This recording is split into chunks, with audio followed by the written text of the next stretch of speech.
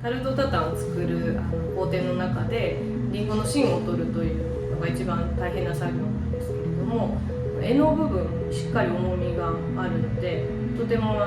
使いやすい、バランスが取りやすくて、もう芯を取るのに最適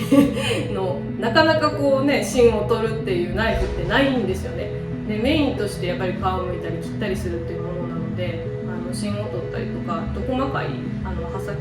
の作業っていうのもできるのでとても素晴らしいなと思いました。小魚使ったりおろしたりするのに非常に便利な長さと切れ味の良さの包丁なんじゃないかなと使ってて感じました。鯛をおろすのに、スムーズに入りやすかったという印象がありますね。切れ味もいいと思うんですけど先端の方が薄かったりするのでなんかこう骨に吸い付くような感じがあったので非常に使いやすかったと思います。それから中骨を外すのも骨の間にスムーズに入った印象がすごくありますので無駄な力なくこう下ろせたような気がします。僕たちが多分一番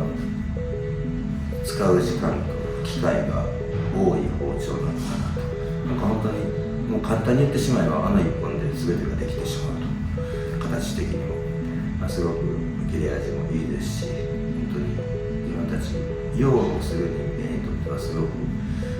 適している包丁なのかなと感じました。包丁は一通りあってあれが一番使いやすくってびっくり。やっぱ野菜切ったりするのにはあれが一番すごいしっくりくる。一番こう手に取るときは多いです。8番包丁に関してはやっぱり使わせてもらった実際の感想っていうのは僕はよくジビエをさばくのでジビエってやっぱり大きいですし骨も硬いですし、でもそういうのをさばけるぐらいの持ち手がすごくなんて言うんでしょう、グリップしたのですごく力も入れやすかったですしすごく扱いやすかったです。で刃の長さも本当に長すぎず短すぎず、僕は本当にスムーズに肉を解体できる包丁かなと、そういうふうに感じました。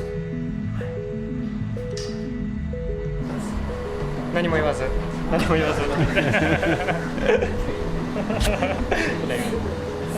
切れないとか言ったあれとか言うと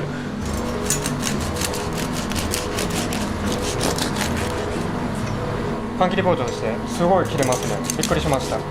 んか断面もすごい綺麗なんで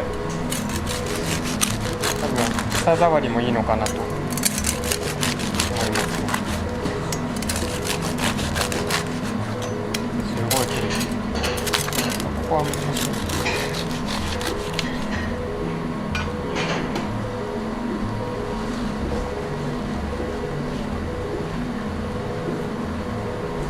どうかな